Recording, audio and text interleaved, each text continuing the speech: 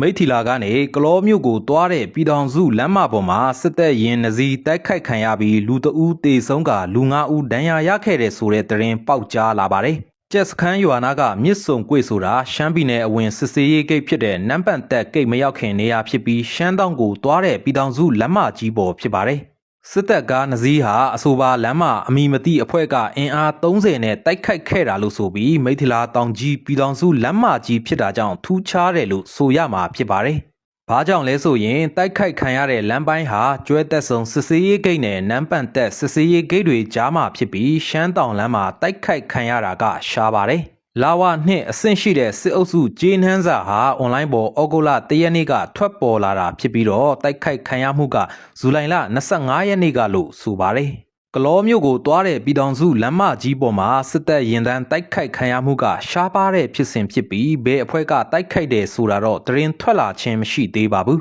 ။အဆိုပါဖြစ်စဉ်ကြောင့်စစ်အုပ်စုအဖွဲ့ဝင်တို့တေဆုံးပြီးလူ9ဦးဒဏ်ရာရရှိခဲ့တာဖြစ်ပြီးခီးသွွားတွေတရိထားတင်ပါတယ်။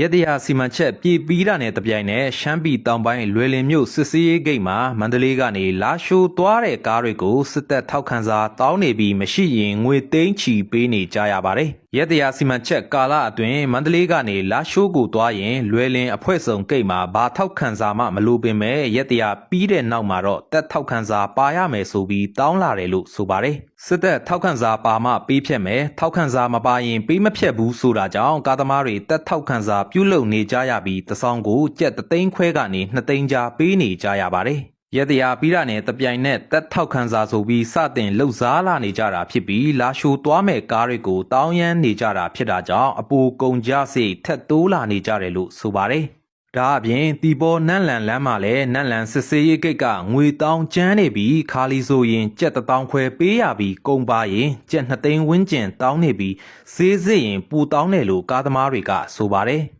နန့်လန်စစ်တပ်ဂိတ်ဟာငွေတောင်းချမ်းတာနာမည်ဆိုးနဲ့ကြော်ကြားနေပြီမဲ့အရေးယူမှုမရှိတာကြောင့်ရဲသင်းနေကြသလိုအခုရက်တရာပြီးတာနဲ့လွယ်လင်ဂိတ်မှာစစ်တပ်ထောက်ခံစာတောင်းနေကြတာဖြစ်ပါတယ်။လာရှိုးသွားမယ်ဆိုရင်သွားတဲ့မြို့ကနေတပ်ထောက်ခံစာလုပ်ရမှာဖြစ်တယ်လို့လက်တလောကုန်တင်ကားတွေ73စီအလုံးအလောက်မရဘူးဖြစ်နေကြပါတယ်။ရှမ်းပြည်တောင်ပိုင်းမိုင်းပွန်စစ်စေးရေးဂိတ်နားမှာဖြတ်တန်းခွင့်မရတာကြောင့်တန်တူတန်စတွေတဲလာတဲ့ကုန်ကားစီးရည်တရားကျော်ပိတ်မိနေတာ9ရက်ကျော်နေပြီးလားနဲ့ချီကြားမြင့်မှာကားသမားတွေစိုးရိမ်နေကြတယ်လို့ဆိုပါတယ်။ရှမ်းမြောက်ရှမ်းအရှိကနေတင်လာတဲ့ကီလိုကားလို့ခေါ်တဲ့တန်တူတန်စတွေတဲလာတဲ့ကုန်တင်ကားတွေကိုသာဖြတ်တန်းခွင့်မပြုတာဖြစ်ပြီးတခြားကုန်စည်ကားတွေကိုတော့ဖြတ်တန်းခွင့်ပြုတယ်လို့ကားသမားတွေကဆိုပါတယ်။အဆိုပါကားတွေကိုပြီးခဲ့တဲ့ဇူလိုင်လ21ရက်နေ့လောက်ကလေးကပိတ်မိနေကြတာဖြစ်ပြီးဇူလိုင်လ28ရက်နေ့နေ့လယ်ပိုင်းအထိတွားခွင့်မပြုသေးပဲစောင့်ဆိုင်းနေကြရတယ်လို့ကားသမားတွေကအတည်ပြုထားကြပါတယ်။ရှမ်းရှိရှမ်းမြောက်ကနေကုန်စည်တည်ဆောင်ခွင့်မပြုတာကြောင့်ခါလီပြန်ကြမဲ့အတူတူတန်တူတန်စားတွေ